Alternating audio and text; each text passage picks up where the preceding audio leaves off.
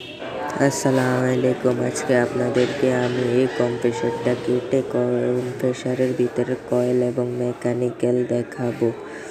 আপনারা আগে কম্প্রেসারটা দেখুন। সবার আগে কম্প্রেসারটা কাটতে হবে। আমরা কম্প্রেসারের মাঝখান দিয়ে তার বুদ্ধি দিয়ে গোল করে কেটে নিচ্ছি সর্বপ্রথম। আপনারা দেখতে পাচ্ছেন আমরা কম্প্রেসারের মাঝখান দিয়ে গোল করে কেটে নিচ্ছি। সর্বপ্রথমে যেইটার কয়েল থাকে নিচে মেকানিক্যাল উপরে, এই যেইটার মেকানিক্যাল উপরে কম্প্রেসারটা ফ্রিজে দুই রকম কম্প্রেসার হয়ে থাকে। একটার মেকানিক্যাল উপরে কয়েল নিচে, আরেকটার কয়েল উপরে মেকানিক্যাল নিচে।